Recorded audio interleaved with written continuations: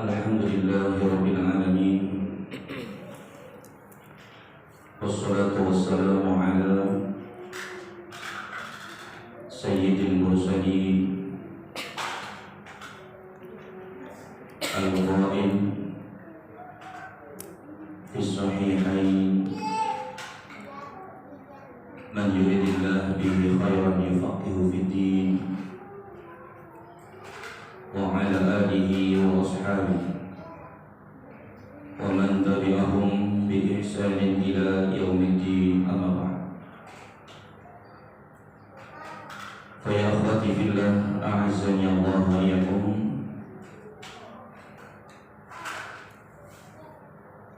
Hadirin ibu-ibu dan saudari-saudariku Jamaah Masjid Abdul Aziz Al-Uwaisi yang semoga dimuliakan, disehatkan dan dirahmati oleh Allah Subhanahu wa taala. Alhamdulillah, yang pertama kita panjatkan puji dan syukur kita kehadirat Allah Subhanahu wa taala yang telah melimpahkan kepada kita banyak sekali nikmat, baik itu nikmat duniawiyah. Allah anugerahkan kepada kita harta berlimpah.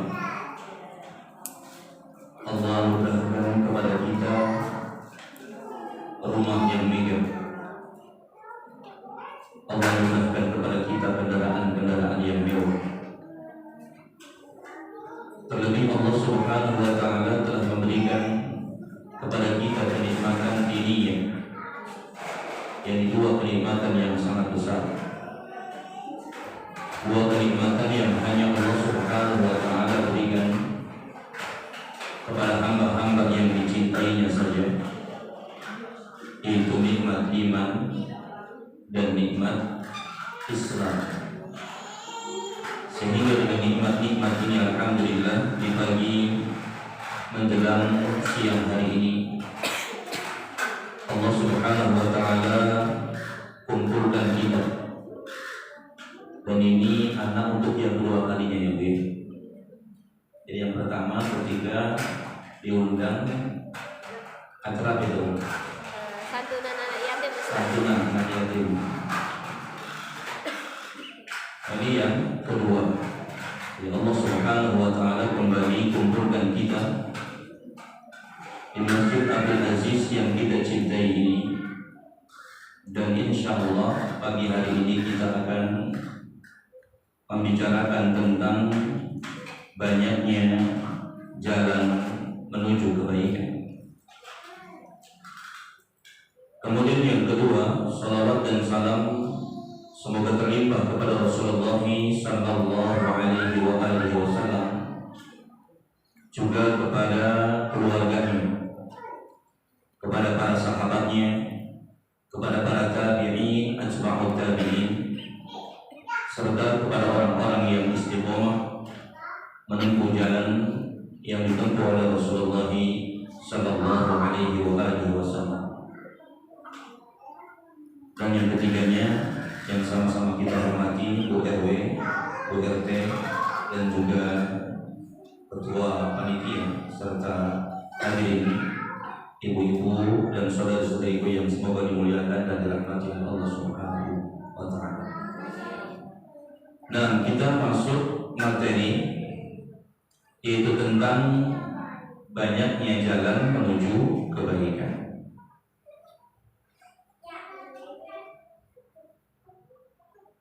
Materi kita ini kita ambil dari sebuah kitab yang ditulis oleh Imam Abu Zakaria Yahya bin Sharaf An-Nawawi rahimahullah taala, atau yang dikenal dengan Al-Imam An-Nawawi. Jadi kitab Riyadhus Shalihin, kitab yang ke-13. Kitab ini menjelaskan tentang banyaknya jalan menuju kebaikan. Kemudian di antara dalil yang menjelaskan tentang banyaknya jalan menuju kebaikan Yang pertama disebutkan dalam surat Al-Baqarah ayat 215. Dalam surat apa? Surat Al-Baqarah ayat 215. Allah Subhanahu wa taala berfirman, "Wa ma taf'alu min khairin fa innallaha bihi 'alim." Dan kebaikan apapun yang kalian kerjakan, kata Allah, dan kebaikan apapun yang kalian kerjakan, fa innallaha bihi 'alim, maka sesungguhnya Allah Tabaraka wa taala mengetahuinya. Kebaikan apa saja. Ini menunjukkan bahwasanya kebaikan bukan hanya satu. Kebaikan bisa berupa sholat 5 waktu, kebaikan bisa puasa Ramadan, kebaikan bisa bersedekah, kebaikan bisa taat kepada suami, berbakti kepada kedua orang tua, kebaikan bisa berbuat baik kepada istri, berbuat baik kepada anak, berbuat adil kepada anak. Jadi kebaikan sangat banyak.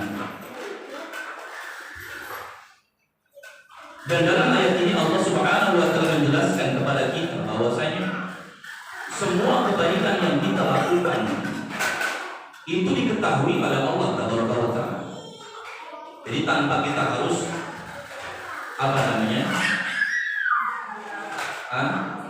ngasih tahu sama orang lain. Contoh misalkan ketika kita ngaji, nggak usah kita bilang-bilang, Mas, harus ngaji atau sama orang lain. Ya, karena Allah Subhanahu wa taala bahkan termasuk baktinya seorang istri kepada suami. Sekalipun suami nggak tahu apa contohnya ini. Berbuat baik kepada suami yang suami nggak tahu apa contohnya. Banyak ya. Iya. Karena misalkan seorang istri ketika melayani suami, dia layani dengan tulus, tanpa pamrih, tanpa mengharapkan apa. Kalau misalkan tiap bulan suami ngasih nafkah, alhamdulillah. Nggak ngasih, kebangetan dulu ya. Jadi nggak mengharapkan apa, nggak mengharapkan ibadah. Ketika dia bakti kepada suaminya, dia hanya mengharapkan ridho dari Allah Taala.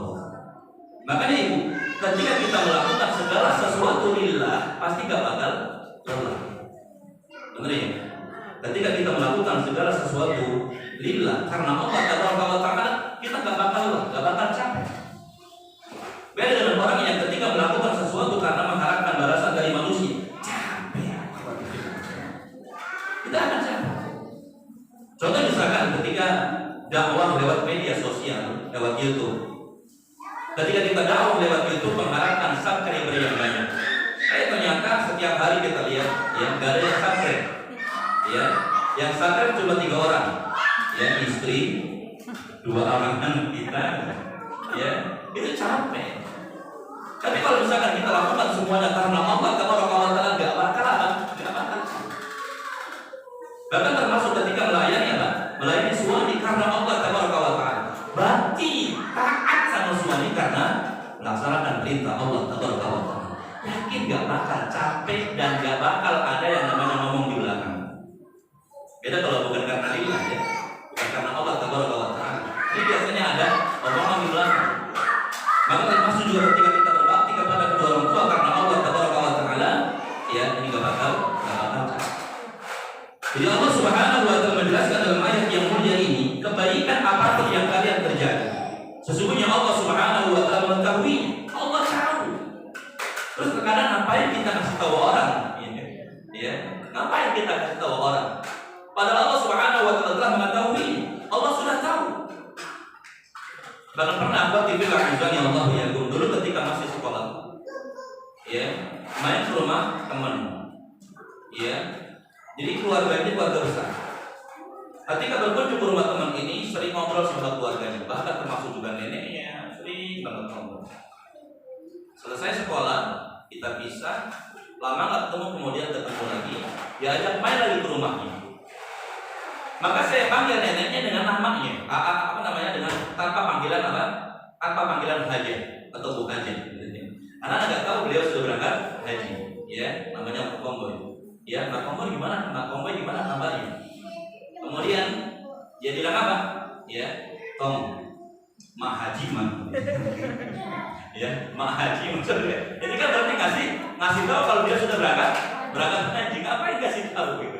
Ya, Allah Subhanahu wa taala sudah tahu, sekalipun kita nggak ngasih tahu sama orang lain. Ya. Sama termasuk juga seorang ustaz, nggak usah ngasih tahu ya, anak ustaz ya gitu. Anak kalau ngaji sama anak, nggak mesti seperti itu. Apa yang kita kerjakan Allah Subhanahu wa taala mengetahui.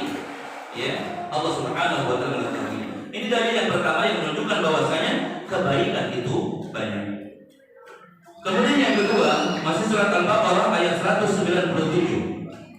Dan surat Al-Baqarah ayat 197. Allah Subhanahu wa taala berfirman, "Wa ma taf'alu min khairi ya'lamu Allah." Wa ma taf'alu min khairi ya'lamu Allah.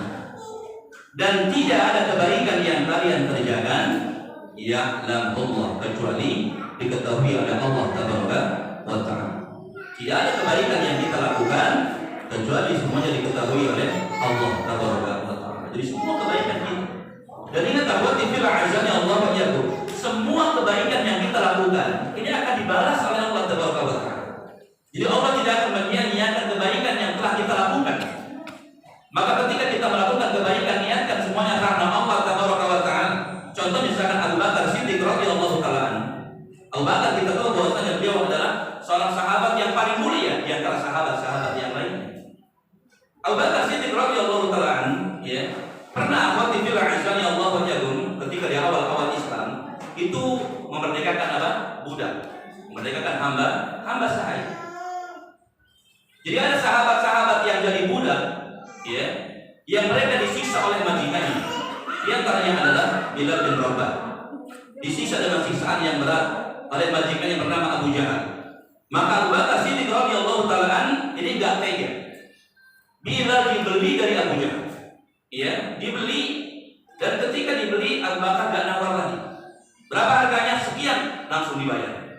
Kalau tidak salah sekitar 70 juta.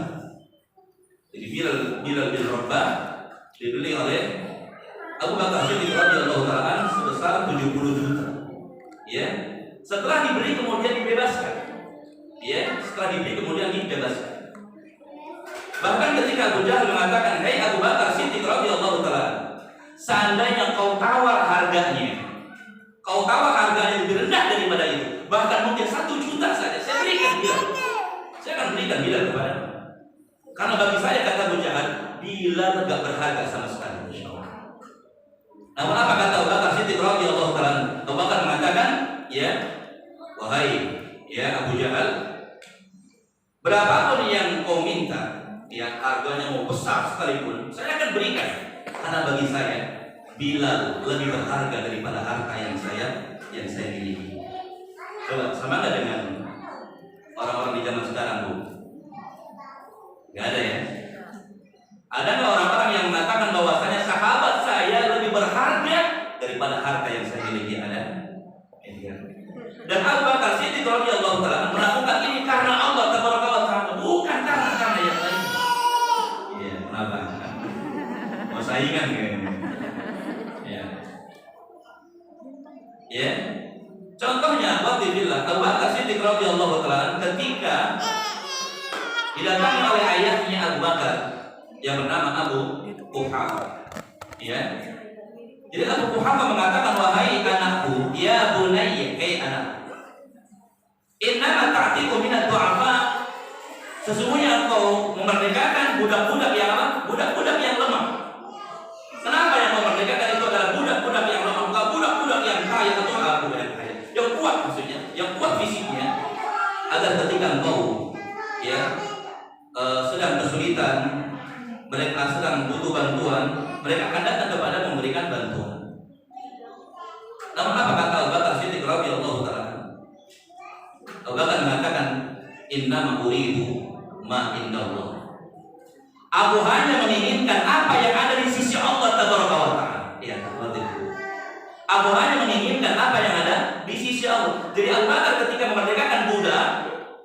niatnya karena siapa? Karena Allah. Nggak mengharapkan balasan dari manusia. Maka termasuk juga kita ketika melakukan apapun itu niatkan karena Allah Tabaraka wa Ta'ala. Karena Allah tahu, ya, Allah tahu bahwa dan akan mendapatkan balasan dari Allah Tabaraka wa Ta'ala. Katakan seperti kata Abu Bakar Siddiq radhiyallahu taala, "Inna uridu ma indallah." Saya hanya menginginkan apa yang ada di sisi Allah Tabaraka wa Ta'ala. Ketika taat kepada suaminya nanya, "Mbak, apa Mas, apa siapa?" Panggilnya. Sayang.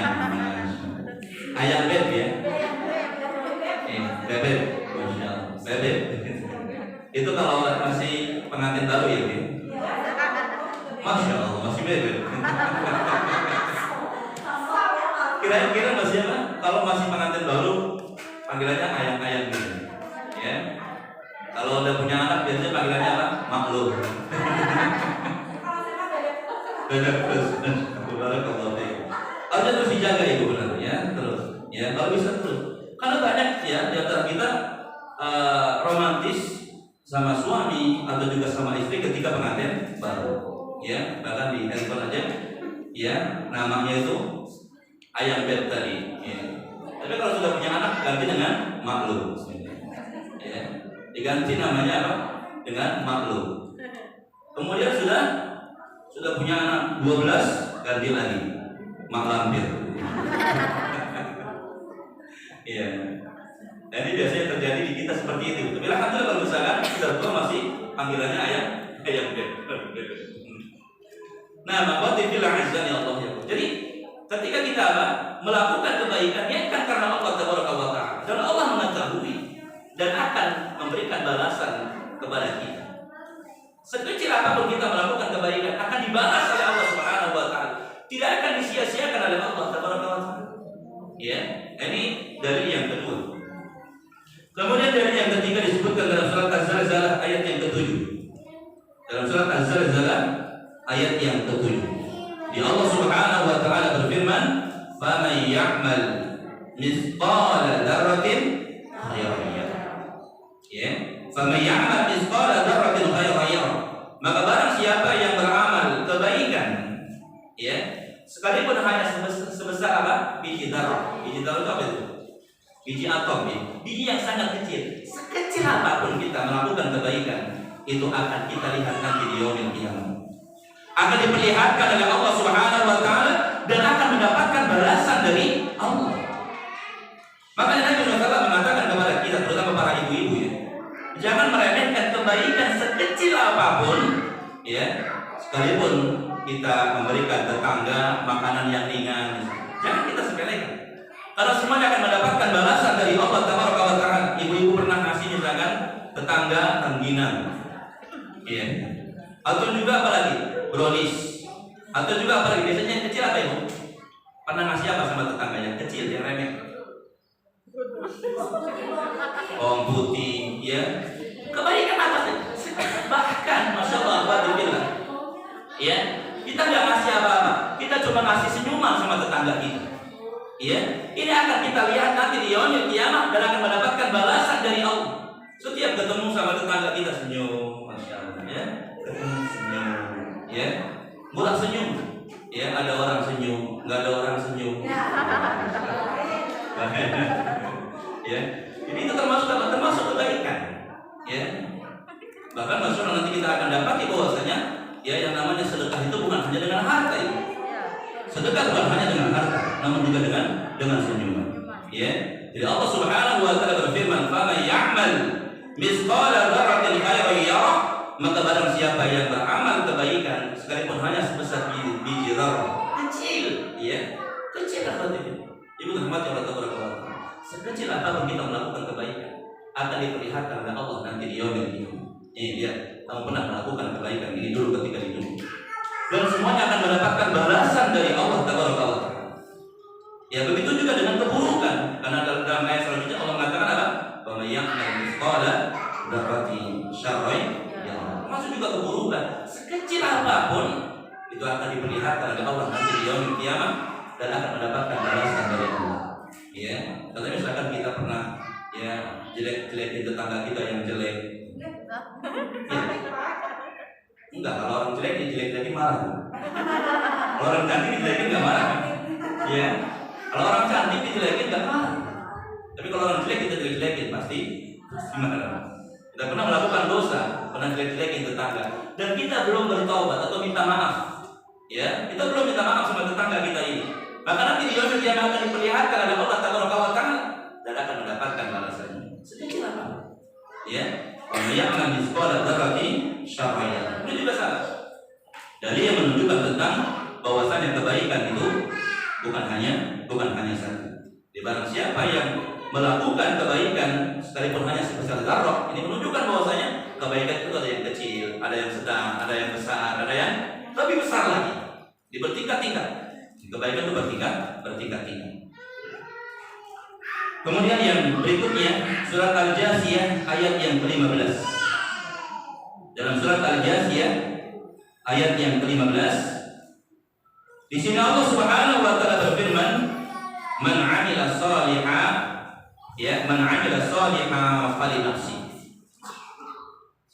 Barang siapa yang beramal saleh, barang siapa yang beramal saleh. Apa itu amal saleh itu?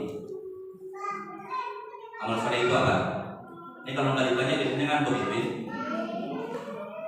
Amal saleh itu apa itu? Amalan yang baik, ya, amalan yang baik yang dikatakan oleh Allah Subhanahu wa taala dalam surat Al-Mulk ayat yang kedua, "Alladzi khalaqal mauta wal hayata liyabluwakum ayyukum ahsanu amala." Apa semua yang tahu ya? Iya, masya Allah. Ini hebat berarti ya. Ibu-ibu perumahan Golden Cibitung. Iya. Golden berapa ini? Satu ya. Karena Golden kan ada berapa? Ada 3 mungkin. Ada 3 Golden. Ini berapa? Yang satu. Ini yang satu. Yang pertama berarti sini. Ya, alhamdulillah. Jadi akhwatillah azza Allah wa iyyakum. Allah Subhanahu wa taala dalam surat Al-Mulk ayat yang kedua mengatakan allazi khalaqal mauta. Allah Subhanahu wa taala yang menciptakan kematian. Wal hayata dan kehidupan. Di Allah yang telah menciptakan kematian dan kehidupan. Hari ini ada yang diwafatkan oleh Allah. Hari ini ada yang dihidupkan oleh Allah. Lahir ke dunia ini. Ini semuanya Allah Subhanahu wa taala yang telah menciptakan. Allah yang telah menciptakan kehidupan dan kematian. Kenapa Allah Subhanahu wa taala menciptakan kehidupan dan kematian? Allah mengatakan liyabluwakum, untuk menguji kita semua. Kenapa kita diciptakan oleh Allah Taala? Untuk diuji oleh Allah. Makanya ibu rahmati Allah, enggak ada seorang pun di antara kita yang tidak diuji oleh Allah. Ini harus kita yakini. Enggak ada seorang pun di antara kita yang tidak diuji oleh Allah Subhanahu wa taala. Karena hidup ini adalah ujian. Bahkan sebagian salaf mengatakan ad-dunya darul ibtila. Dunia adalah tempat kita diuji oleh Allah Subhanahu wa taala. Hanya saja memang ujiannya berbeda-beda. Ada yang diuji dengan kemiskinan, ada yang diuji dengan kekayaan. Ya, jadi kaya, miskin itu ujian. Ada yang diuji dengan wajah yang jelek, hidung yang pesek, badan bau ketek. Itu ujian dari Allah. Tapi ada juga yang diuji dengan wajah yang cantik, ya, wajah yang manis, wajah yang tampan rupawan. Itu semuanya ujian. Termasuk juga harta kekayaan yang kita miliki, rumah mewah, ya, rumah megah, mobil mewah, harta berlimpah. Itu semuanya ujian dari Allah Tabaraka wa Ta'ala. Yang jelas semuanya adalah ujian, ya, adalah ujian dari Allah Tabaraka wa Ta'ala.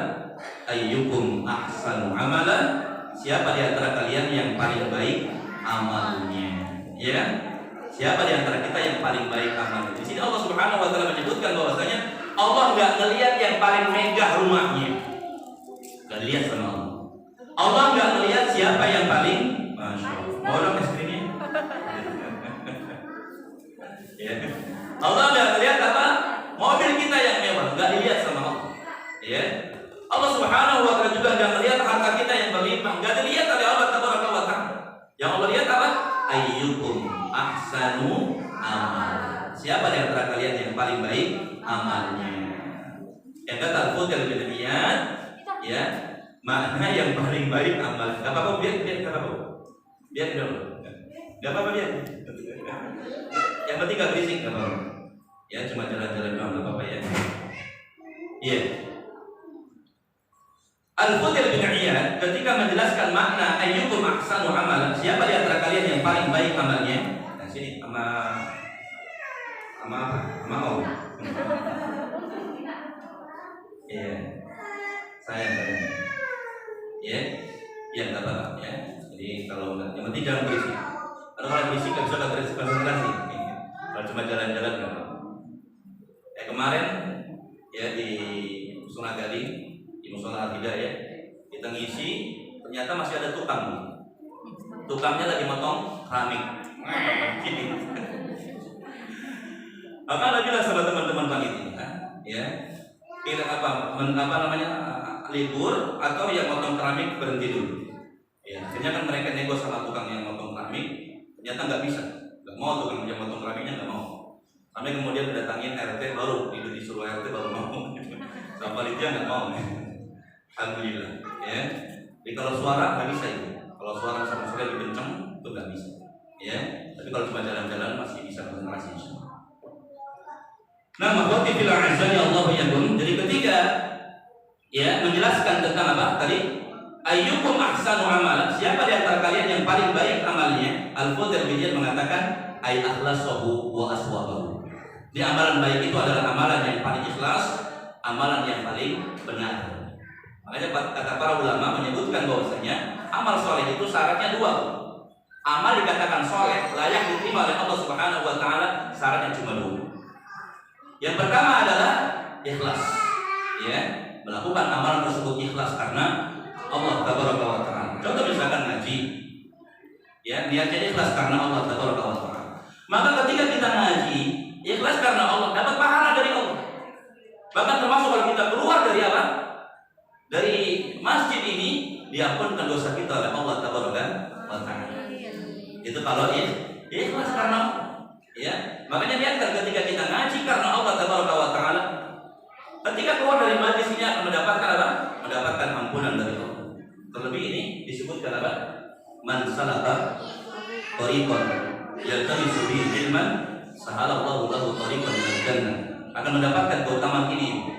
Barang siapa yang meniti jalan dalam rangka menuntut ilmu, ya, dia ikhlaskan menuntut ilmunya karena Allah Tabaraka wa Ta'ala.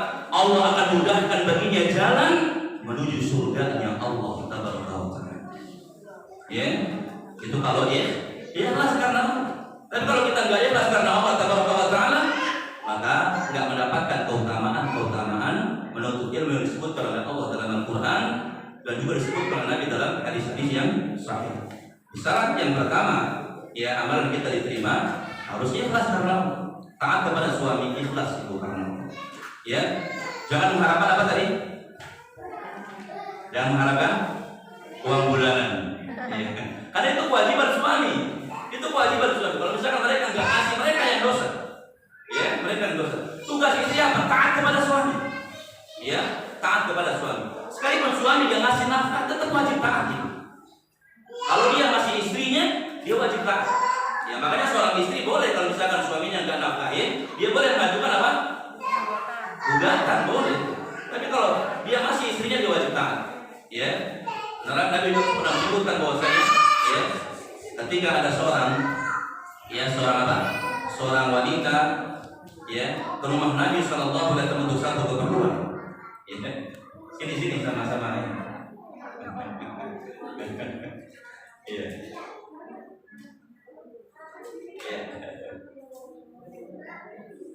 Iya. Ketika apa? Ketika seorang, ya, ibu-ibu ke rumah Nabi SAW untuk satu keperluan. Ya, kemudian ketika si ibu ini pulang, Nabi SAW bertanya kepadanya, ya, apakah kamu sudah menikah? Sudah, wahai Rasulullah SAW. Kemudian Nabi bertanya kepada si wanita ini, bagaimana sikapmu terhadap suamimu? Si istri mengatakan apa? Atau si wanita mengatakan, saya layani dia sesuai dengan kesanggupan saya, wahai Rasulullah SAW. Saya layani dia. sesuai dengan kesanggupan.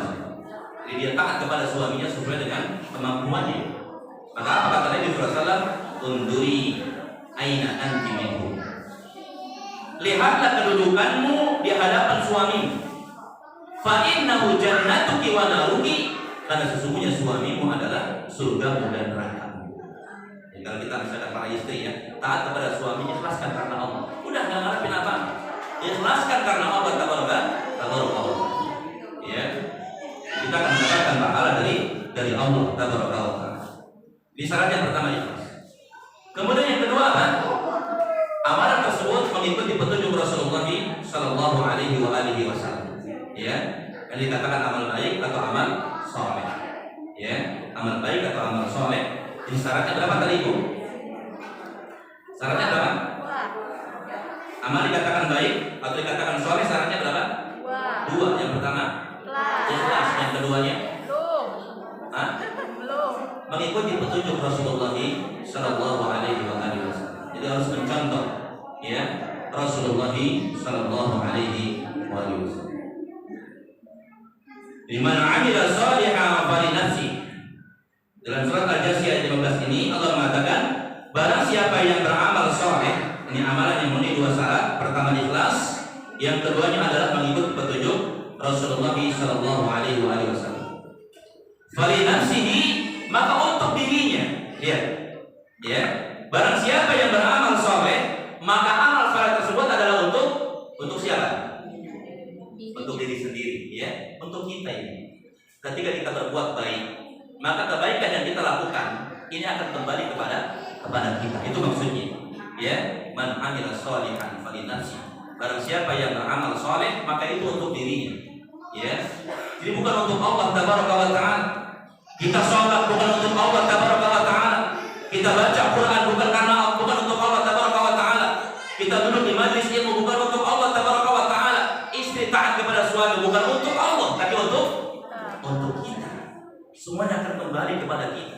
Makanya dalam surat Al-Lail, ya, dalam surat Al-Lail ayat yang kelima, apa bunyinya ini?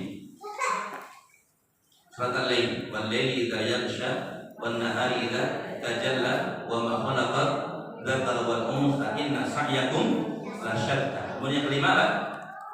Fa amma man a'ta wattaqa. Terus wa saddaqa bil husna fasanuyassiruhu lil yusra. Ya.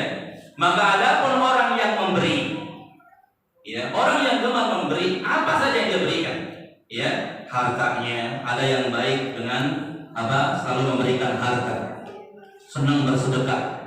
Kalau misalkan ngaji seperti ini, ibu-ibu, habis ngaji jangan kemana-mana ya. Nanti kita makan bakso di depan apa ini? Bakso rudal ya. Nah, jadi saya yang traktir, ya. Ada yang memberikan kalau tadi harta. Ada juga yang senang memberikan apa? Memberikan ilmu.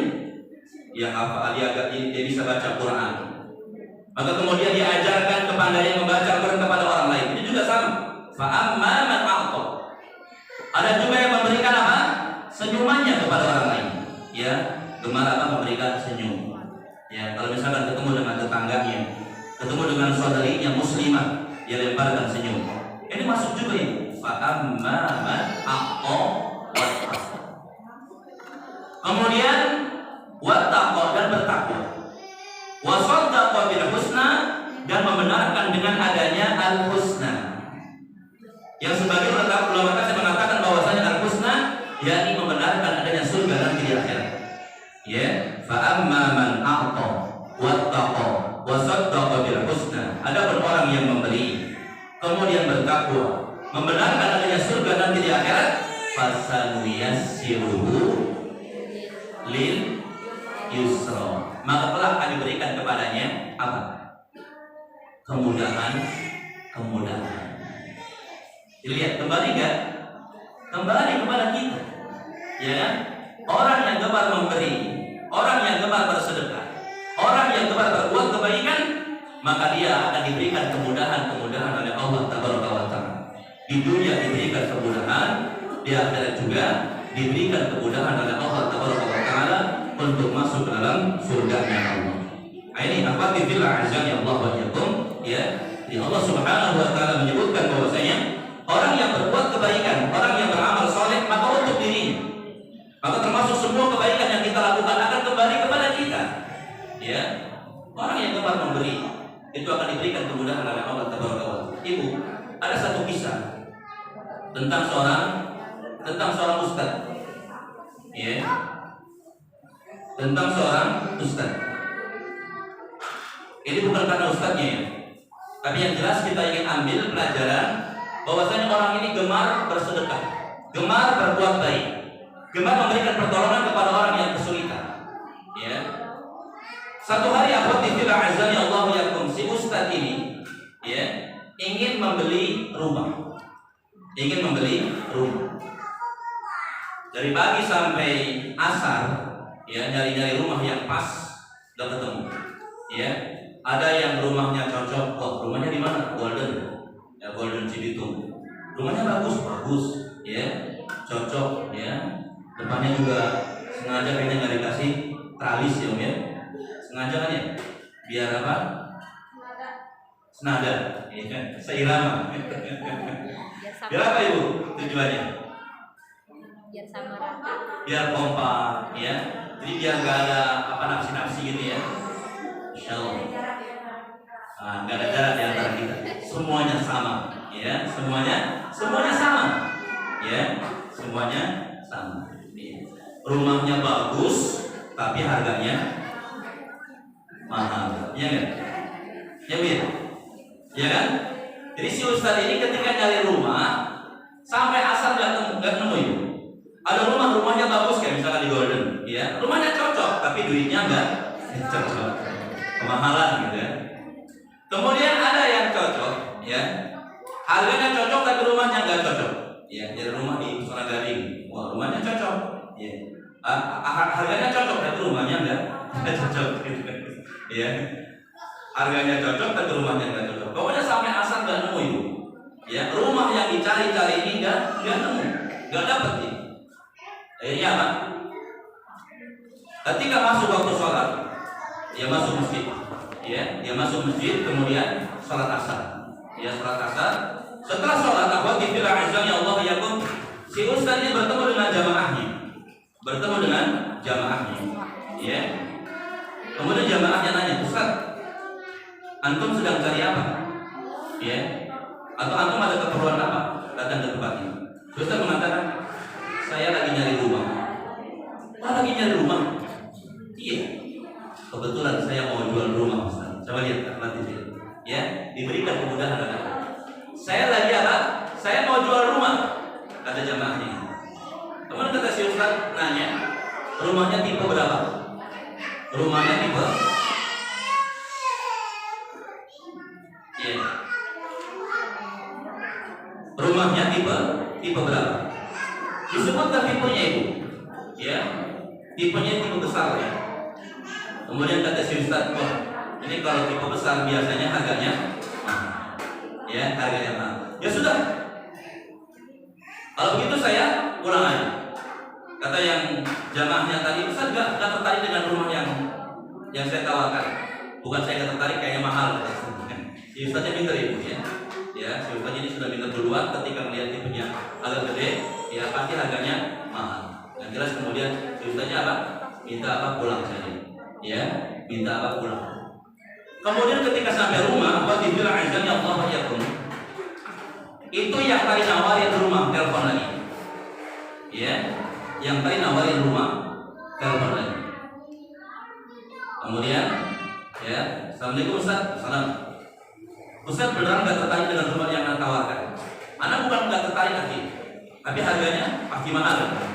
Ya udah, Ustaz lihat aja dulu. Ya, kita lihat rumahnya dulu. Nanti masalah cocok nggak cocok ini masalah belakang. Hanya kemudian sepakat buat dibilang hasilnya besoknya survei, diajak istrinya survei juga. Dan betul ketika sampai rumah yang akan dijual ini, ya rumahnya besar. Rumahnya itu bukan hanya gede tapi gede. Ya, rumahnya gede. Maka ketika sampai di gerbang, ya ngelihat Si ustaz nyolek istrinya. Mi, jangan kegeeran ya. Kita cuma lihat doang. Anak ustaz dari mana bisa beli rumah beli kayak gini? Ya, ingat khawatir bilang gak semua ustaz itu kaya. Ya? Gak semua ustaz itu kaya atau banyak duitnya. Ada yang beranggapan bahwa ustaz itu semuanya kaya. Masya Allah. Ada yang beranggapan demikian. Iya. Bahkan ada kalau misalkan apa? Dulu pernah ngisi kajian di Islamic Center. Pulang atau selesai kajian, kemudian ada panitia bawa bingkisan. Ya. Apa namanya? Ya, nanya Ustaz, asistennya mana? Ustaz, asistennya mana? Jawabannya. Dianggapnya Anda punya asisten apa kira coba? Padahal Ustaz yang punya asisten biasanya Ustaz yang apa? Yang banyak duit, atau yang terkenal gitu kan? Ustaz yang terkenal dan Ustaz yang banyak duitnya. Dia bawa asisten, bawa supir, bawa apa namanya yang suka bawain tasnya, bawa gitu. Yang jelas si panitia setelah kajian datengin anak, Ustaz asistennya mana? Dia mau ngasih apa? Yang tadi itu, ya asistennya mana? Akhirnya anak nggak bawa asisten, ya jadi anggapnya semua Ustaz sama. Bahkan termasuk ketika kita kemarin pandemi, ya kita ngisi kajian lewat online itu, ya ada kemudian ikhwan kita yang biasa di YouTube ya, itu nanya, Ustaz, antum di rumah punya kru berapa orang? Punya kru berapa orang? Kameramennya berapa? Gitu kan ya. Jadi anggapnya kita ini apa? Kalau banyak duit bisa bayar atau punya kru gitu. Anak bilang, tapi ini semuanya anak yang setting sendiri. Antum sendiri? Iya. Masya Allah. Semuanya? Iya. Ya. Kalau termasuk juga anak punya media sosial, ya, anak punya Facebook, anak punya YouTube, anak punya apa? Instagram, ya. Teman-teman nanya, Ustaz itu antum sendiri yang apa namanya? Handle gitu. Nah, bilang iya. Kirain ada sendiri gitu. Masya Allah. Nah, kalau kita kembali kepada cerita yang tadi, ya. Jadi ketika si Ustaz melihat rumahnya besar, kemudian dia bilang sama istrinya, Mi, jangan kegeeran. Kita gak bakal kebeli rumah yang besar kayak gini, ya. Kata istrinya, ngerti rupanya istrinya apa dibilang di sini. Karena termasuk juga istri Ustaz harus kayak gitu, harus paham kondisi apa, kondisi suaminya. Ya, bahkan termasuk Anda sendiri pernah istri ngajakin jalan-jalan, ya jalan-jalan waktu itu gak kayak sekarang banyak mall, dulu mall sedikit. Dulu itu ngajakin jalan ke apa namanya?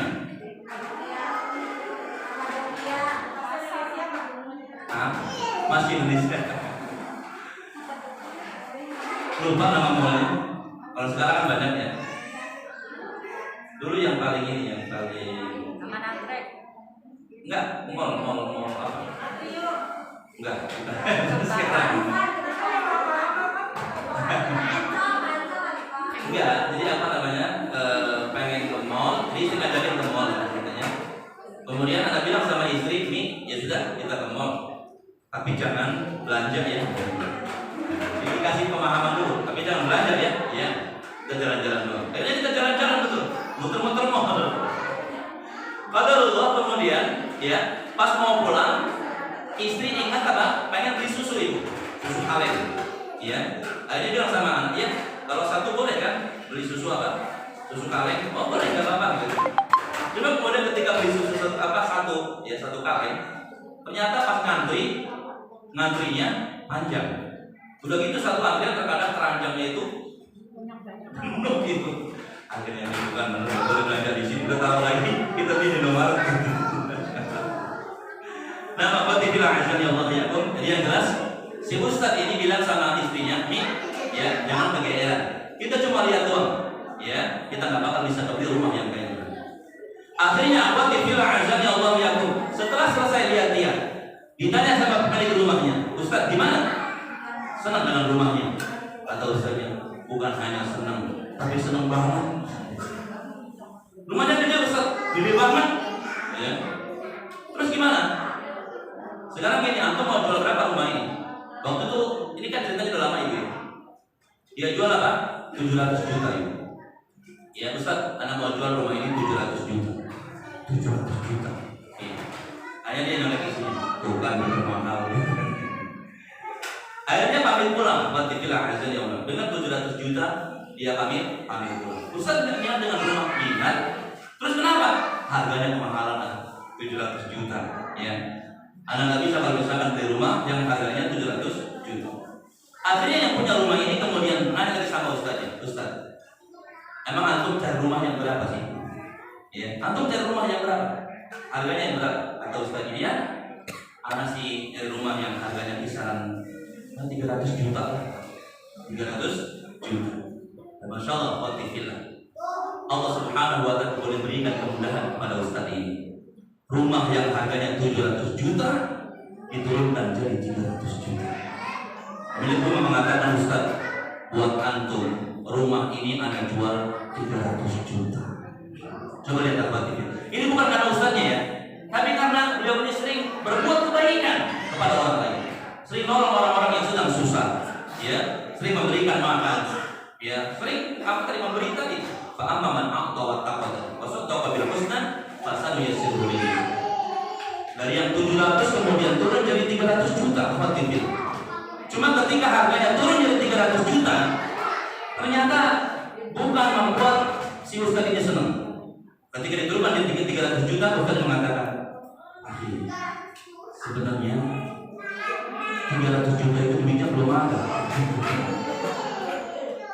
Ya, jadi diturun dari 300 juta bukannya senang ya, tapi malah susah, malah sedih lagi. Uang 300 juta itu sebetulnya duitnya belum ada. Rencananya kalau ada rumah 300 juta harganya, saya meminjam sama saudara saya. Nanti saya nyicil sama dia, gitu maksudnya. Ya, kalau ada rumah yang harganya 300 juta, saya memberi saya minjem duit sama saudara saya, nanti saya cicil tiap bulan. Dan ternyata fadillah azza Allah wa yakum, ibu rahmati Allah tabaraka wa taala, ternyata datang lagi kemudahan dari Allah tabaraka wa taala. Pemilik rumah mengatakan, Ustaz, antum gak usah minjem sama saudara antum kredit rumah sama anak 300 juta, antum cicil tiap bulan. Ini kemudahan dari siapa ya? Jadi orang yang coba memberi, orang yang bertakwa, orang yang percaya dengan adanya surga nanti di akhirat, telah kami berikan kepadanya kemudahan kata Allah. Di dunia mudah, di akhirat nanti diberikan kemudahan. Ya, maka usahakan sering kita berbuat baik, dan ketika kita berbuat baik niatkan karena Allah tabaraka wa ta'ala. Ya, sebaliknya Allah mengatakan wa amma man bakhila wastaghna. Ada orang yang bakhil. Apa itu bakhil? Pelit. Apa itu pelit? Medit. Apa itu medit? Kikir. Apa itu kikir? Mereka ya. Wa amma man bakhila wastaghna. Ada orang yang pelit, orang yang kikir, orang yang medit, wastaghna, dan merasa cukup.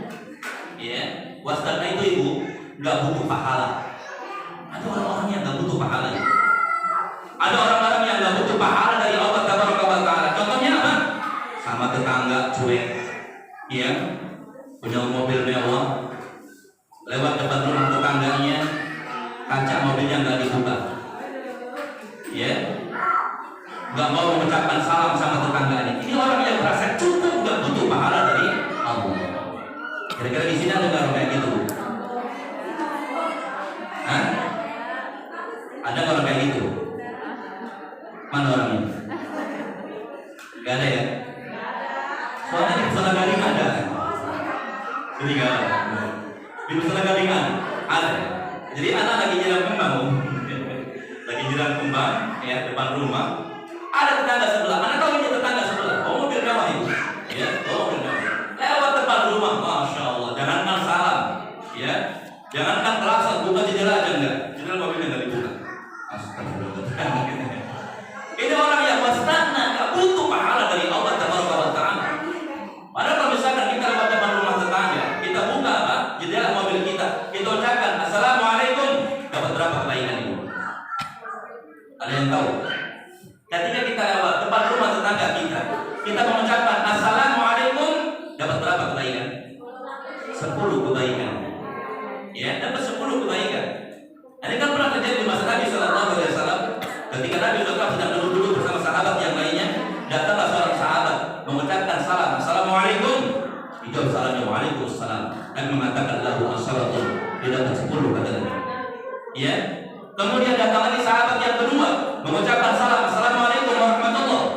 Ya. Dijawab salamnya waalaikumsalam warahmatullah. Tapi mengatakan lahu isrun, dia mendapatkan 20 kebaikan. Datang lagi sahabat yang ketiga mengucapkan assalamualaikum warahmatullahi wabarakatuh. Dijawab salamnya waalaikumsalam warahmatullahi wabarakatuh. Ya. Kemudian mengatakan lahu salasun, dia mendapatkan 30 kebaikan. Coba kalau misalkan kita jawab depan rumah tetangga kita, assalamualaikum warahmatullahi wabarakatuh, 30 kebaikan. Kebanyakan kita kan ada rumah tetangga. Woi, halo. Woi, ada orang. Astagfirullah. Coba Tuhan biasakan mengucapkan salam apa dia bilang. Ya, itu kebaikan untuk kita. Bahkan Masya Allah, Abdullah bin Umar radhiyallahu anhu itu sengaja pergi ke pasar, ibu. Ya, sengaja pergi ke pasar untuk belanja, bukan. Untuk jual barang, bukan. Ketika ditanya oleh sahabat atau sahabatnya Abdullah bin Umar, ya, apakah kamu ke pasar untuk menjual barang? Tidak. Untuk membeli barang? Tidak. Terus ngapain? Saya ingin ketika berjumpa dengan setiap orang yang saya jumpai di pasar, saya ingin mengucapkan salam kepadanya. Karena ingin dapat pahala dari Allah Taala. Masya Allah. Kita batifillah azali Allah yakum sering ke pasar, ya, atau juga ke tukang sayur. Kalau ketemu orang nggak pernah mengucapin. Padahal itu kebaikan atau pahalanya sangat besar. Assalamualaikum 10. Assalamualaikum warahmatullahi 20. Assalamualaikum warahmatullahi wabarakatuh 30 kebaikan. Tapi cukup sampai di situ ya. Jangan Assalamualaikum warahmatullahi wabarakatuh. Innal hamdalillah. Itu saja. Nah, Allah Taala. Ini apa tidak azan Allah yakum dari Al-Qur'an. Kemudian yang berikutnya kita sebutkan dari hadis Nabi sallallahu alaihi wasallam yang menunjukkan bahwasanya kebaikan itu sangat banyak.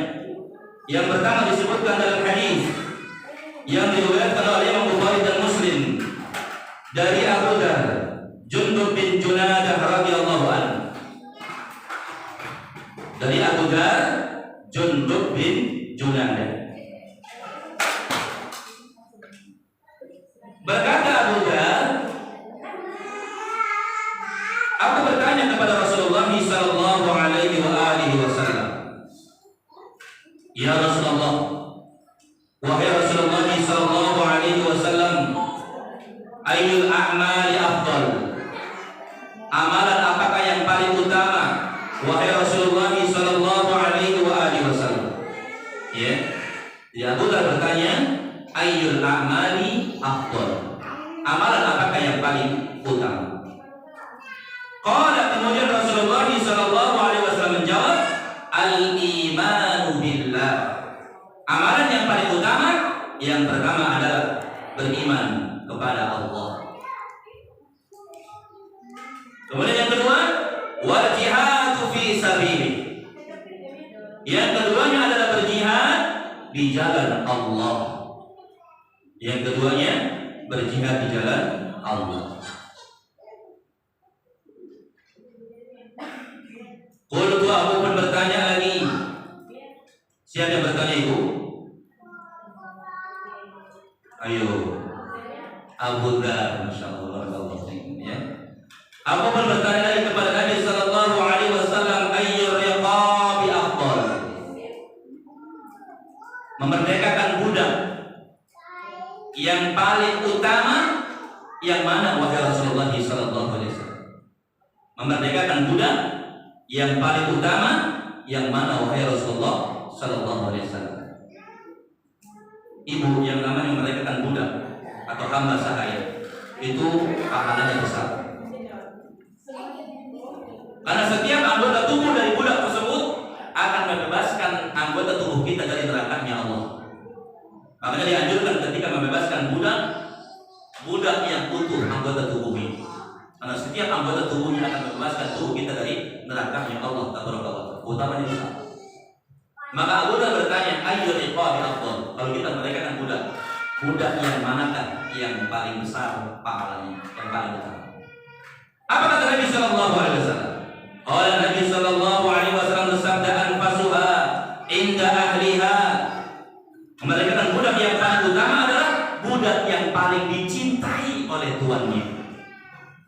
Budak yang paling dicintai oleh tuannya. Nanti kita akan jelaskan sekali.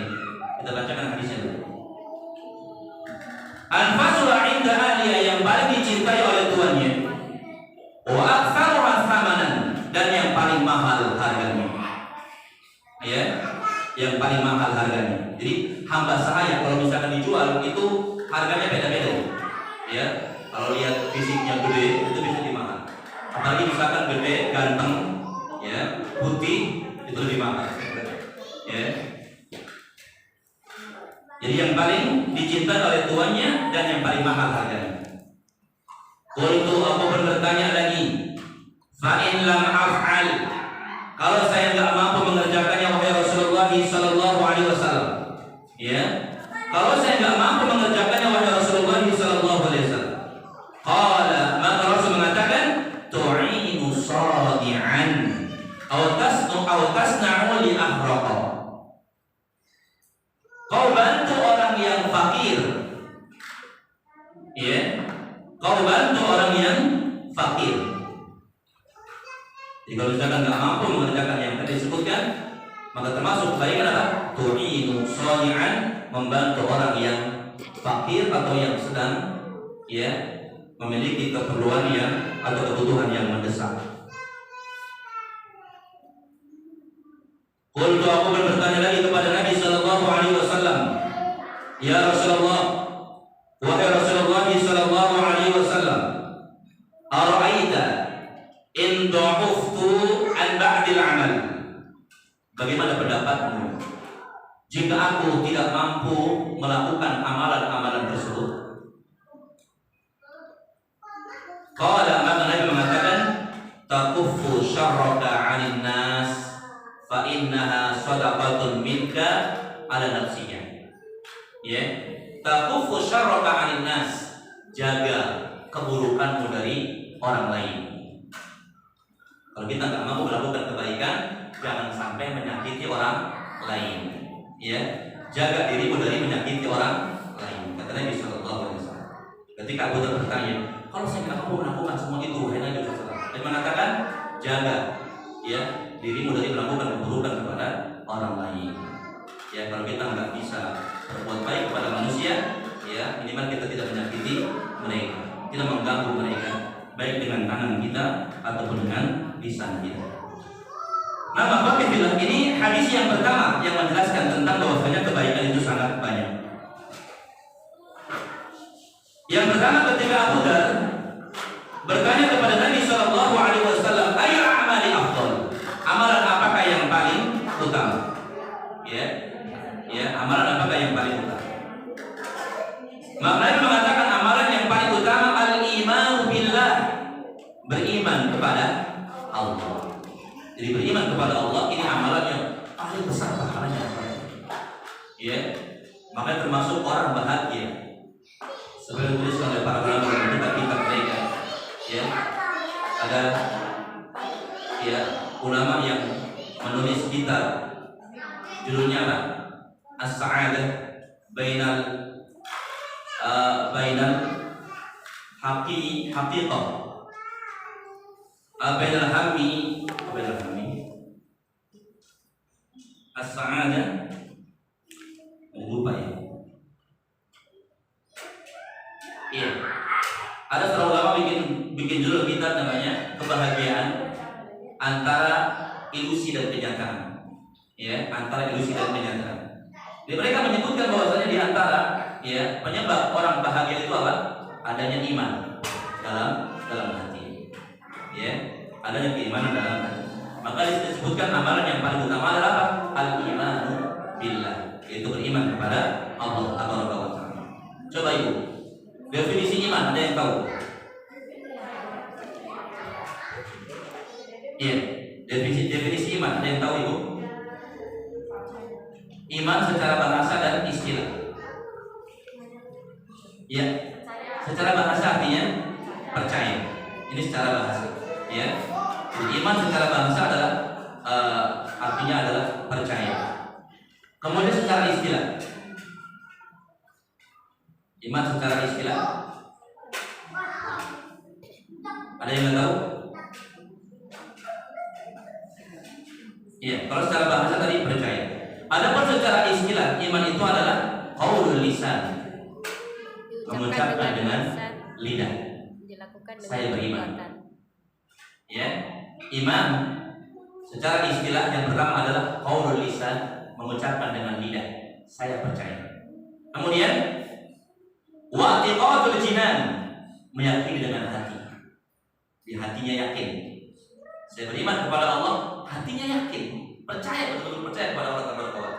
Kemudian wa amalul arkan, Dilakukan dengan perbuatan. mengamalkan dengan anggota tubuh. Ana ulang, iman itu qaulul lisan, mengucapkan dengan lidah. Wa'tiqadul jinan, meyakini dengan hati. Wa amalul arkan, mengamalkan dengan anggota tubuh. Contoh misalkan sekarang kita ngaji. Kenapa kita ngaji? Karena kita beriman kepada Allah, percaya kepada Allah, yakin kepada Allah. Termasuk janji-janji yang Allah Subhanahu wa taala berikan kepada orang yang duduk di majlis ilmu. Itu namanya iman, tuh ya.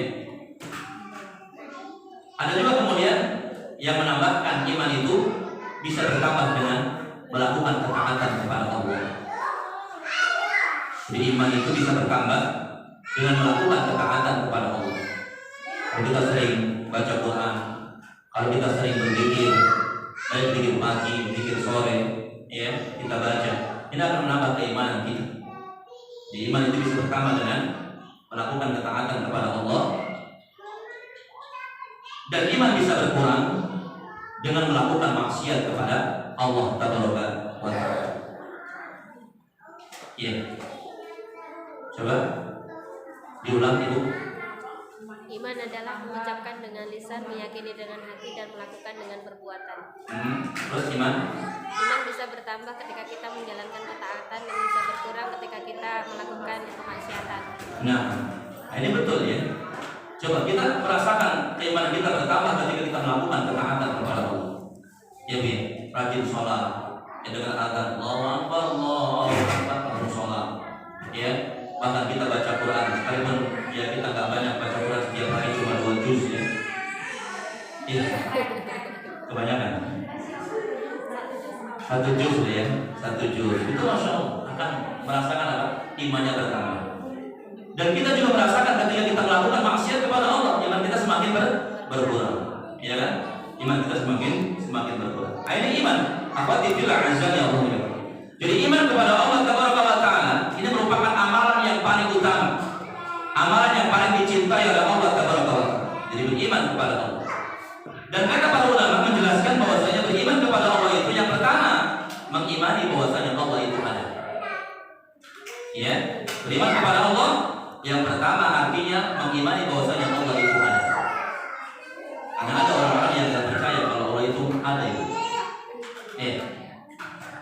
Ada orang-orang yang mereka tidak percaya kalau Allah itu ada. Siapa mereka? Orang-orang? Iya, selain orang kafir. Orang ateis. Orang-orang ateis itu mereka tidak percaya kalau Tuhan itu ada. Iya. Makanya pernah ada apa? Ada cerita Ibu. Iya. Atau Anda pernah lihat di media sosial, nggak tahu ini benar atau tidak ya. Yang jelas ada tukang cukur. Dia sedang nyukur, ya apa namanya pelanggannya. Ketika cukur, maka tukang cukur ini bertanya, Pak, sepertinya Anda ini orang yang taat beribadah. Dan dia juga mengatakan, insya Allah. Kemudian tukang cukur mengatakan, kalau saya yakin bahwasanya Allah itu, bahwasanya Tuhan itu tidak ada. Saya yakin bahwasanya Tuhan itu tidak ada. Ditanya sama yang mencukur tadi, emang kenapa? Buktinya banyak orang yang susah, buktinya banyak orang yang sakit, kata yang nyukur. Tapi yang dicukur diem, nggak membantah, ya. Jadi nggak membantah pandangan tukang cukur tadi. Ya, kenapa? Karena lagi dicukur. Kalau misalkan tukang cukurnya kesel, nanti ditinggal di mana? Yang jelas dia diam. Ya, nggak tebak. Kemudian setelah selesai, ya keluar dari ruangan, ya atau keluar berjalan. Di samping pintu tukang cukur ini ada orang yang rambutnya gondrong. Ada orang punya apa? Panjang. Maka dia punya apa? Punya ide untuk memberikan jawaban. Ya, ada orang yang rambutnya gondrong tadi masuk lagi ke dalam salon. Ya. Kemudian dia bilang sama tukang cukur, saya sekarang yakin tukang cukur nggak ada. Saya sekarang yakin tukang cukur nggak ada. Kata tukang cukurnya, loh ada, ini saya tukang cukur. Nggak ada. Buktinya ini masih ada orang yang rambutnya gondrong. Ini masih ada orang yang rambutnya gondrong. Maka saya yakin tukang cukur nggak ada. Nggak kayak gitu dong.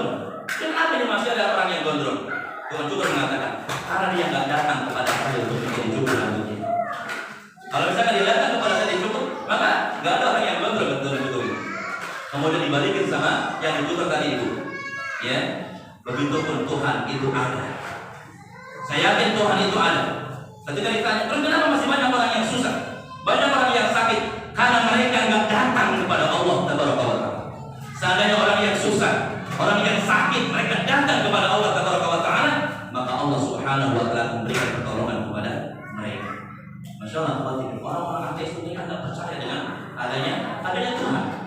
Makanya pernah di masa siapa? Di masa Imam Abu Hanifah, ada orang ateis datang kepada Imam ngajak debat masalah ketuhanan. Ya, ketika dia datang kata Imam Abu Hanifah, sebentar, ya,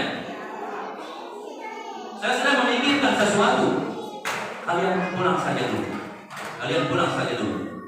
Ya, saya sedang memikirkan sesuatu. Saya nggak bisa jawab sekarang. Kalian pulang saja dulu. Sampai 3 hari waktu itu. Kemudian mereka datang lagi. Ya, ketika mereka datang lagi, Imam Abu Hanifah mengatakan, ya, sebentar. Saya sedang memikirkan sesuatu. Saya memikirkan tentang adanya kapal yang besar berlabuh di lautan sendirian. Ya. Kemudian kapal yang besar ini menepi ke dermaga sendirian. Dia turunkan barang-barang yang ada di kapal itu sendirian. Kemudian berlabuh lagi ke lautan sendirian. Dan anehnya, di dalam kapal tersebut nggak ada nahkoda, nggak ada awak kapal. Kata Imam Abu Hanifah.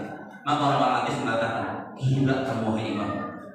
Mana mungkin ada kapal yang besar berlabuh sendirian di lautan, menurunkan barang-barang, ya, di dermaga sendirian, berlabuh lagi sendirian, gak ada nahkoda, gak ada awak kapal. Gila kamu wahai Imam.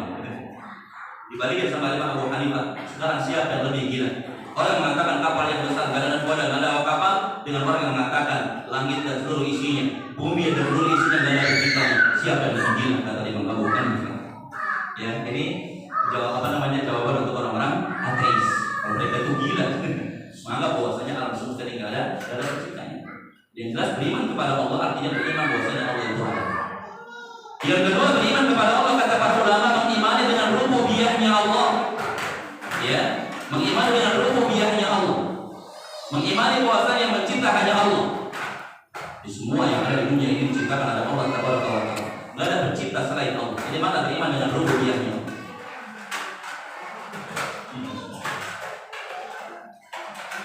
Ya, nggak apa-apa. Ini awalan ya. Belum bisa dikondisikan. Ya, belum bisa dikondisikan. Ya, jadi masih. Kemudian beriman dengan rububiyahnya Allah, mengimani bahwasanya yang mengatur alam semesta ini hanya Allah Tabaraka wa Ta'ala. Ya, kita sekarang tinggal di Golden, ya, anak tinggal di Pesona Gading, atau sekarang ibu-ibu nikah dengan siapa? Itu semuanya diatur oleh Allah Tabaraka wa Ta'ala. Termasuk ibu sekarang ada yang punya anak 12, ya, ada yang punya anak 3, ada yang punya anak 2, ya, ada yang punya anak kembar. Itu semuanya sudah diatur oleh Allah Tabaraka wa Ta'ala. Ya, ini maksudnya beriman dengan rububiyahnya Allah, mencipta, mengatur, kemudian memiliki. Semua kita adalah milik Allah. Suami milik Allah, anak milik Allah, rumah milik, harta kita milik siapa ibu? Semuanya adalah milik Allah. Makanya kalau misalkan nanti satu saat diambil oleh Allah Tabaraka wa Ta'ala, maka tugas kita adalah bersabar dan minta pahala dari Allah Tabaraka wa Ta'ala. Ya, ini beriman dengan rububiyah Allah. Mengimani bahwasanya semua kita adalah milik Allah. Kemudian Termasuk mengimani rububiyahnya Allah adalah mengimani bahwasanya Ia memberikan rezeki hanya Allah. Ini mana beriman dengan rububiyahnya. Rezeki kita semuanya sudah ditetapkan oleh Allah. Maka seorang istri harus yakin bahwasanya rezeki yang dia dapatkan itu dari Allah Tabaraka wa Ta'ala. Melalui siapa? Suami. Ya, melalui suami. Dan semua kita dicukupkan rezekinya oleh Allah Tabaraka wa Ta'ala. Maka tugas seorang istri hanya bersyukur kepada Allah Tabaraka wa Ta'ala. Ketika suami memberikan nafkah sekalipun gak banyak, cuma 20 juta, bersyukur kepada Allah. Ya Bu ya, harus dikasih 20 juta bersyukur. Dikasih cuma 25 juta bersyukur. Ya. Bahkan jika ditambahin lagi ini buat ke salonnya 5 juta. Ya. Bikin wajahnya itu glowing. Ya. Jadi kalau suaminya ngasih tambahan enak dong. Enak ya. 25 juta buat sebulan, 5 juta buat ke salon. Ya. Ini bantu Abi biar Abi enggak jelalatan matanya di luar. Wajah Umi usahakan bikin glowing, bikin mengkilat. Ya. Insyaallah. Alhamdulillah. Azza Nah, Alhamdulillah azza Allah ya. Jadi harus yakin bahwasanya rezeki itu semuanya dari Allah Tabaraka wa Ta'ala. Mau banyak mau sedikit semuanya dari Allah. Ya. Yang penting kita bersyukur kepada Allah Tabaraka wa Ta'ala. Apalagi Allah menjanjikan siapa yang bersyukur, Allah akan tambah. Ya. Bahkan Nabi mengatakan sesungguhnya Allah menguji kita terhadap apa yang kita dapatkan. Ya. Allah misalkan berikan kepada kita per bulan berapa, itu diuji oleh Allah. Nabi mengatakan kalau kita bersyukur kepada Allah, maka Allah akan jadikan rezeki yang kita dapatkan berkah dulu. Ya, akan dijadikan rezeki yang kita dapatkan di berkah. Mana berkah itu apa? Apa mana berkah? Bertambah. Ya, dan kita rezekinya bertambah. Kemudian juga semakin taat beribadah kepada Allah Tabaraka wa Ta'ala.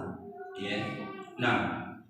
Ini maksudnya beriman kepada rububiyahnya. Termasuk kemudian beriman kepada Allah, beriman dengan nama-nama dan sifat-sifat Allah. Ya, beriman kepada Allah, beriman kepada nama-nama dan sifat-sifat Allah Tabaraka wa Ta'ala. Ketika Allah menyebutkan dalam Al-Quran Bismillahirrahmanirrahim, dengan nama Allah yang Maha Pengasih lagi Maha Penyayang, maka kita menetapkan Allah punya nama Ar-Rahman, Allah punya nama Ar-Rahim. Allah punya sifat Ar-Rahman, Allah punya sifat Ar-Rahim. Ya, ini maksudnya beriman dengan nama-nama dan sifat-sifat Allah Tabaraka wa Ta'ala. Beriman kepada Allah, pertama beriman dengan bahwasanya Allah itu ada. Yang kedua beriman dengan rububiyahnya Allah, Allah mencipta, Allah memiliki, Allah mengatur, Allah memberikan rezeki. Yang ketiga beriman dengan nama-nama dan sifat Allah Tabaraka wa Ta'ala. Dan yang keempatnya adalah beriman dengan uluhiyahnya Allah, meyakini bahwasanya yang berhak disembah hanya Allah saja. Kita nggak percaya dengan adanya hari buruk, hari sial, ya. Nggak percaya kalau misalkan ya tanggal apa? Biasanya kalau tanggal apa? Ada yang meyakini kalau tanggal sekian sial. Iya, kita nggak percaya itu semua. Kita hanya percaya kepada Allah saja. Ada orang yang meyakini bahwasanya bulan ini sial, gitu kan ya. Kalau nikah bulan ini nanti akan ada kesialan, keluarganya nggak bakal langgeng. Ya ada yang kayak gitu. Ya, ini kita buang semua. Kita hanya percaya kepada Allah Tabaraka wa Ta'ala. Mendatangkan manfaat, yang mendatangkan mudarat hanya Allah Tabaraka wa Ta'ala saja. Ini mana beriman kepada ya Allah Tabaraka wa Ta'ala. Ya. Ini amalan yang paling apa? Yang paling utama. Iya. Bahkan menjadi sebab orang mendapatkan kebahagiaan adalah karena beriman kepada Allah Tabaraka wa Ta'ala. Seperti yang Allah sebutkan dalam surat An-Nahl, surat yang ke-16 ayat 97. Ya. Dalam surat apa? An-Nahl ayat 97. Apa bunyinya itu?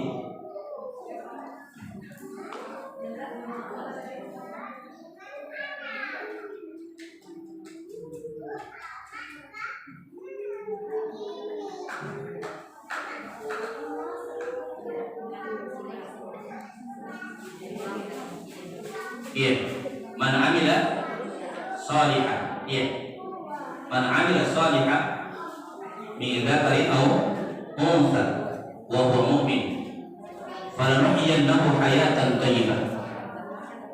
Barang siapa yang beramal soleh, laki-laki maupun perempuan sama itu ya. Kalau beramal soleh semuanya sama, laki-laki perempuan sama. Man 'amila sholihan, barang siapa yang beramal soleh, baik laki-laki maupun perempuan, dan dia adalah beriman, Apa janji Allah? Falanuhyiyannahu hayatan thayyibah. Maka sungguh kami hidupkan dia dengan kehidupan yang bahagia. Di dunia hidupnya bahagia. Walanajziyannahum ajrahum bi ahsani ma kanu ya'malun, dan sungguh kami akan berikan balasan kepadanya nanti di akhirat dengan balasan yang lebih baik dari apa yang telah mereka kerjakan. Nah, ini akhwati fillah, amalan yang paling utama. Yang pertama, beriman kepada Allah. Kemudian yang kedua, wal jihadu fi sabil, berjihad di jalan Allah tabaraka wa taala, berperang. Tujuannya adalah untuk meninggikan kalimat Allah. Ini merupakan amalan yang paling utama, atau juga amalan yang paling dicintai oleh Allah tabaraka wa taala. Kemudian Abu Dhar bertanya kepada Nabi SAW ketika apa? Memerdekakan budak. Yang paling utama, memerdekakan budak yang seperti apa? Nabi mengatakan anfasuha inda ahliya, memerdekakan budak yang paling dicintai oleh majikannya, wa aktsaruha samanan, dan yang paling mahal harganya. Ya, kalau memerdekakan budak, ya, yang paling utama atau yang paling dicintai Allah Taala atau memerdekakan budak yang paling disukai oleh majikan. Makanya akhwati fillah azza ya Allah ya, Nabi sallallahu alaihi wasallam beliau sangat cinta kepada Zaid bin Harithah. Ya, Zaid bin Harithah kita tahu, ya, awalnya Zaid bin Harithah ini budaknya Khadijah binti Khuwailid. Zaid bin Harithah awalnya adalah budaknya Khadijah binti Khuwailid. Siapa Khadijah? Istri Rasulullah sallallahu alaihi wasallam. Jadi pernah Khadijah saat ingin, ya, memberikan hadiah kepada Rasulullah sallallahu alaihi wasallam. Ya, jadi makanya istri boleh, ya, memberikan hadiah kepada suaminya. Ya, ini untuk menumbuhkan rasa saling cinta di antara keduanya, antara suami dan istri. Jadi bukan hanya suami yang memberikan hadiah kepada istri, istri juga berikan hadiah kepada suami. Ya, sekalipun nggak mahal, misalkan cuma kunci mobil Fortuner gitu ya, kuncinya doang. Ini akan berikan apa? Rasa cinta, menumbuhkan rasa cinta antara keduanya, suami dan istri. Sering berikan hadiah, ya. Jadi nanti dari sekarang coba istri siapkan, ya. Ini pengen ngasih hadiah buat suami apa spesial, ya. Tadi nggak mesti ngomong tertentu, ya. Pokoknya berikan apa yang kita punya, kita berikan hadiah. Jadi diajarkan sama Nabi SAW dalam mendapatkan pahala dari Allah Taala, mendapatkan pahala dari Allah. Berikan hadiah. Ya, tiba-tiba datang suami pas pulang, ya, mas jam 6 makan, gitu ya, tutup makan. Kemudian pas dibuka ternyata apa?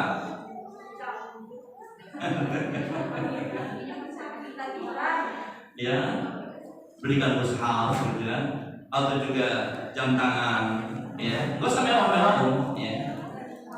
Contoh misalkan hadiah yang sekarang lagi apa namanya, lagi tren, gitu ya. Ya, nah, Allah Taala alam. Yang jelas Khadijah binti Khuwailid kemudian memberikan Zaid bin Harithah budaknya kepada Rasulullah sallallahu alaihi wasallam. Dan oleh Rasulullah SAW kemudian Zaid bin Harithah dibebaskan. Ya, dibebaskan. Kenapa? Karena Rasul sangat cinta kepada Zaid bin Harithah. Ya, kalau misalkan kita pengen sedekah dengan sesuatu yang paling kita cintai. Makanya Allah mengatakan dalam surat Ali Imran ayat 92, lan tanalul birra hatta tunfiqu mimma tuhibbun. Allah mengatakan kalian tidak akan mendapatkan kebaikan sehingga kalian menginfakkan apa yang kalian paling cintai. Apa yang kalian cintai? Apa yang paling kita cintai? Suami. Ya, kalau suami sayang barangkali, ya. Ada yang lain ya? Jam tangan, ya, emas, gitu kan, ya. Makanya coba kalau misalkan ada teman ngaji kita, kemudian dia bilang, Om, jam tangannya bagus juga ya. Iya, Om, jam tangan tangannya bagus juga. Itu kode tuh. Itu dia minta sebetulnya. Ya. Kalau misalkan ada teman-teman ngaji kita dia bilang, jam tangannya bagus, antum mau? Amin. Padahal jam tangan ini jam tangan yang sangat kita cintai. Itu pahalanya besar. Lan tanalul birra hatta tunfiqu mimma tuhibbun. Masalahnya ada yang kayak gitu ya. Handphonenya bagus juga, ya nomor 8. Antum mau? Iya, beli. Iya, 10 kali. Masalah Alhamdulillah. Ketika Allah turunkan lan tanalul birra hatta tunfiqu mimma tuhibbun, kalian tidak akan mendapatkan kebaikan sehingga kalian menginfakkan apa yang kalian cintai. Abdullah bin Umar radhiyallahu anhu ketika memiliki sesuatu yang sangat dia cintai, diinfakkan. Ya, Abdullah bin Umar ketika memiliki sesuatu yang sangat dia cintai, diinfakkan. Ada untuk mengamalkan ayat yang mulia ini. Ya, bahkan termasuk juga ada seorang sahabat. Ya, ada seorang sahabat yang namanya Abu Talha. Ya, Abu Talha akhwati fillah. Ketika turun ayat yang mulia ini, lan tanalul birra hatta tunfiqu mimma tuhibbun, Abu Talha datang kepada Nabi sallallahu alaihi wasallam. Abu Talha ini punya kebun yang namanya kebun Bayrha. Namanya kebun Bayrha. Ya. Pakai bahasa Arab, kebun Bayrha. Kebunnya itu masya Allah luas, akhwati fillah. Dekat apa? Dekat Masjid Nabawi. Ya, kebunnya luas, kemudian juga indah. Ya, pokoknya pohon-pohonannya itu indah. Berkali-kali ada orang yang membeli nggak pernah dijual sama Abu Talha ini. Ketika turun ayat yang mulia ini, lan tanalul birra hatta tunfiqu mimma tuhibbun, maka kemudian diberikan kepada Allah Tabaraka wa Ta'ala. Dia datang kepada Nabi dan mengatakan, ya Rasulullah, ya Allah Subhanahu wa Ta'ala turunkan lan tanalul birra hatta tunfiqu mimma tuhibbun. Beliau mengatakan, wa inna habba mali ilayya Bayrha. Sesungguhnya harta yang paling aku cintai adalah kebun Bayrha ini. Ya. Wa Bayrha bustanun nadhif. Bayrha adalah kebun yang sangat bersih. Qaribun min masjidin Nabi sallallahu alaihi wasallam. Lokasinya dekat dengan masjid, ya. Lokasinya dekat dengan masjid. Kemudian Abu Talha mengatakan, ya, inni aj'aluha shadaqatan lillahi wa rasuli.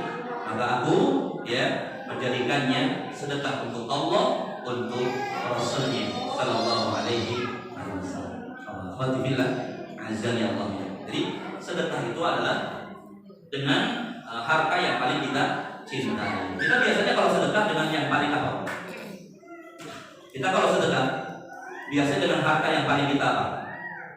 Paling kita cintai atau yang tidak kita cintai? Ya, sedekah baju yang kita senang atau yang kita sudah nggak pakai? Sedekah roti yang masih fresh atau yang sudah? Tetap dapat pahala. Tetap dapat pahala dari Allah Taala. Cuma nanti kita akan menyesal akhwati fillah ketika Allah perlihatkan besarnya pahala karena mensedekahkan baju lama kita. Ya. Makanya ada satu hadis. Ada satu hadis akhwati fillah. Hanya saja hadis itu derajatnya lemah. Tapi boleh kita sampaikan untuk keutamaan atau fadhilul amal, ya, agar teman-teman bersemangat bersedekah. Jadi ada seorang sahabat akhwati fillah ketika akan meninggal dunia. Ketika akan meninggal dunia, mengucapkan 3 kalimat. Ya, mengucapkan 3 kalimat yang tidak dipahami oleh keluarganya. Mengucapkan 3 kalimat yang tidak dipahami oleh keluarganya. Apa 3 kalimat tersebut? Yang pertama, wa in jadi, seandainya baru. Yang kedua, dia mengatakan wa in kullu, seandainya semuanya. Yang ketiga, wa in ba'id, seandainya jaraknya jauh. Tidak ada seorang pun keluarganya yang memahami 3 kata yang diucapkan sebelum sahabat ini meninggal dunia. Kemudian akhwati fillah, ketika Nabi SAW kehilangan sahabat ini dan mendapati sahabat ini telah wafat, maka Nabi datang ke rumahnya. Kemudian keluarganya menyampaikan kepada Nabi bahwasanya sahabat tersebut ketika akan meninggal dunia mengucapkan 3 kalimat dan kami tidak paham apa maknanya. Ketika ditanya kalimatnya apa, yang pertama dia mengucapkan wa in, jadi seandainya baru. Yang kedua wa in kullu, seandainya semuanya. wa in ba'id, seandainya jaraknya jauh. Kemudian dijelaskan sama Nabi SAW, ternyata sahabat ini ketika di masa hidupnya punya amalan. Yang pertama punya amalan apa? Ketika musim dingin, dia pakai baju dua rangka, pakai baju baru dan baju lama. Baju baru di dalam, baju lama yang di luar. Ketika keluar rumah, di tengah jalan bertemu dengan orang yang kedinginan, maka timbul rasa iba dalam hatinya, timbul rasa kasihan dalam hatinya, maka dilepas baju lamanya, diberikan kepada orang yang kedinginan tadi, sedekah. Masyaallah, lihat, yang disedekahkan yang lama atau yang baru? Sama nggak dengan kita? Kalau kotak amal lewat, kita biasa sedekah dengan yang gede apa yang kecil? Seadanya. Seadanya. Dompet dibuka, lihat ada 100.000, ada 50.000, ada 20.000. Mana yang diambil? Goceng. Ada lagi yang 2.000, mana yang diambil? 2.000 ada dua, ada yang cocok, ada yang bagus. Bahkan ada di media sosial atau di film, ya, kotak amal lewat, kemudian dia sedekah 1.000. Ada bapak-bapak dari belakang molek, ya, bapak-bapak dari belakang kemudian, iya. Kemudian dia menyerahkan uang 100.000, ya, dia serahkan uang 100.000 dimasukkan kotak amal. Kemudian kotak amal itu di jalan. Ternyata si bapak tadi yang ngasih 100.000 bilang, Mas, itu tadi duit emas yang jatuh. Itu tadi duit emas kan jatuh. Ya, akhirnya apa? Mau diambil lagi kotak amal itu jauh. Masalah apa gitu. Makanya lihat, apa kata Nabi SAW? Bahwa dia punya amalan ini. Ketika akan meninggal dunia, Allah perlihatkan besar, ya, pahala karena dia telah memberikan baju lamanya. Ya, jadi tetap ketika kita bersedekah dengan pakaian lama, dengan makanan yang mungkin kalau pisang ujungnya udah busuk gitu ya, atau mangga yang nggak utuh gitu, ya, tetap dapat pahala dari Allah Taala. Tapi kalau misalkan kita memberikan yang bagus, lebih besar pahalanya dari Allah Taala. Makanya kemudian ketika Allah perlihatkan bahasanya pahala karena dia bersedekah dengan pakaian lamanya, dia kemudian mengatakan, wah ini jadi coba ada pakaian yang baru yang saya sedekahkan. Iya. Kemudian yang kedua, ketika dia makan roti, ada meminta-minta, maka roti itu dibelah jadi dua. Sebelah diberikan kepada peminta-minta, sebelah dia makan. Ketika Allah perlihatkan besarnya pahala karena telah memberikan separuh rotinya, timbul penyesalan dalam hatinya. Sehingga dia mengatakan apa? Wa in kullu, coba kalau saya berikan semuanya. Maka termasuk kita, kalau kita sedekah, ya nggak pernah banyak, 1.000, kotak amal lewat 1.000, kotak amal. Itu nanti nyesel. Ya, nanti dia juga menyesal. Duitnya banyak miliaran, tapi sedekah cuma 1.000, 2.000, nggak pernah banyak. Kan katakan wa in kullu, coba semua saya berikan, besar pahalanya dari Allah Taala. Ada pun yang ketiga, abatillah, ya, dia mendapati ada orang yang ingin pergi ke satu tempat kebaikan, katakanlah masjid, ya. Kemudian dia mengantar orang tersebut ke tempat kebaikan itu, cuma memang jaraknya sedikit, ya, jarak dekat kapan? Jaraknya dekat, ya, jadi cuma berapa langkah sudah sampai. Maka kemudian ketika Allah perlihatkan besarnya pahala karena melangkahkan kaki ke tempat kebaikan, timbul penyesalan dalam dirinya dan dia mengatakan apa? Wa in ba'id, seandainya jaraknya jauh. Ya, fatifillah ya Allah. Maka termasuk juga, ya, kita yang tinggal di dekat sini, ya, dekat masjid Abdul Aziz Al-Waisi, ya, rumahnya dekat dengan masjid, ya, kalau ngaji paling berapa langkah. Itu nanti ketika akan meninggal dunia diperlihatkan apa? Besarnya pahala karena melangkahkan kaki ke tempat-tempat kebaikan, itu akan timbul apa? Penyesalan, ya. Dan dia akan mengatakan wa in ba'id, coba rumahnya jauh dulu, ya. Iya. Jadi orang-orang yang rumahnya dekat dengan masjid, ya, banyak melangkahkan kaki ke masjid, itu nanti di yaumil qiyamah akan nyesal khawatir. Karena setiap satu langkah, ya, mendapatkan apa? Dihapuskan satu dosa, satu langkah ditinggikan satu derajat di sisi Allah Taala. Iya. Iya. Ada yang rumahnya dekat dengan masjid? Kan. Udah gitu terkadang udah dekat masjid naik motor lagi. Ya. Karena dalam hadis disebutkan setiap langkah, bukan setiap roda motor, setiap langkah. Ya. Makanya teman-teman yang rumahnya jauh, ya, kalau pengen besar pahalanya jalan kaki.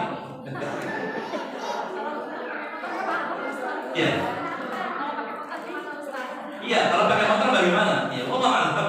Yang Anda pahami setiap langkah ya, ya. Setiap langkah kaki. Satu langkah menghapuskan satu dosa, satu langkah ditinggikan satu derajatnya di sisi Allah Taala. Bagaimana dengan motor?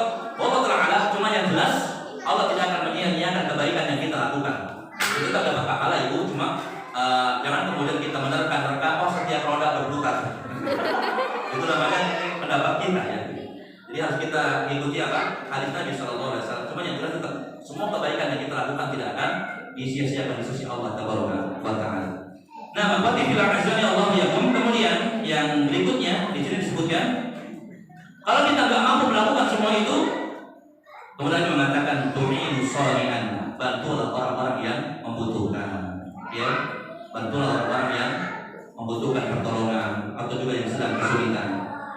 Kalau misalkan nggak mampu juga, maka jaga diri kita dari menyakiti orang lain, ya. Jangan sampai kita menyakiti tetangga kita dengan lisan kita. Jangan sampai kita menyakiti tetangga kita dengan perbuatan kita. Jika misalkan kita nggak bisa berbuat baik, jangan sampai menyakiti. Ya, ini berbuat baik nggak pernah, tapi sering menyakiti.